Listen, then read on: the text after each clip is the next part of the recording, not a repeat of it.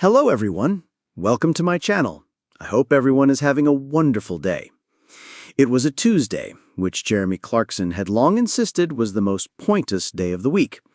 Neither the fresh start of Monday nor the glorious approach of Friday, he'd once grumbled on an episode of the Grand Tour.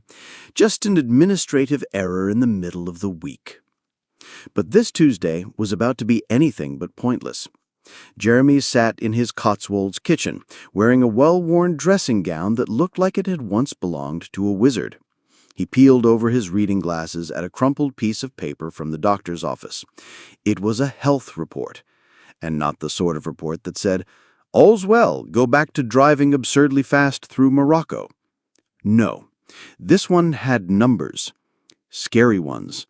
Words like cholesterol, blood pressure, and at risk floated off the page like a death sentence typed in Comic Sans.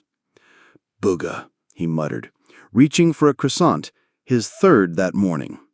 From the corner of the kitchen, Caleb, his eternally baffled farmhand and unwitting sidekick from Clarkson's farm, peered over. "Should you really be eating that?" Jeremy waved him off. "This is a French croissant, Caleb. It's basically a salad."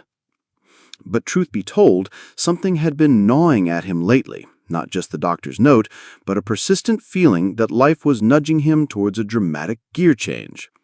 And if there was one thing Jeremy Clarkson knew how to do, it was dramatic gear changes. So, later that afternoon, after poking at some kale and declaring it a foodstuff designed to punish people for existing, Clarkson did something even more shocking than admitting Richard Hammond might occasionally have a point. He picked up his phone and recorded a video. Health update. "Hello, Internet. Jeremy here. Still alive, but apparently not invincible." He explained, with a worrying amount of sarcasm, that after years of subsisting on a diet of meat, beer, and fury, his body had finally filed a complaint. "I've been told," he dramatically said, "that I need to slow down, eat less red meat, drink fewer pints, possibly jog." He paused for effect. "Now I know what you're thinking. Jeremy Clarkson, jogging? What's next? James May joining the army?" But then came the twist. "Which is why I've decided I might make a rather unusual announcement in the coming weeks." The comments exploded. What is he doing? Quitting TV? Opening a vegan cafe? Becoming a yoga instructor in Ibiza? But Jeremy refused to elaborate. Back at the Diddley Squat farm, Clarkson sat under the sunset with a glass of non-alcoholic wine. "A disgrace to the word wine," he declared, and scribbled ideas in a notebook. Because in his heart of hearts, assuming it was still functioning at full capacity, he knew he wasn't done. Not with farming, not with TV, not with life. But maybe, just maybe, he was ready for a new chapter.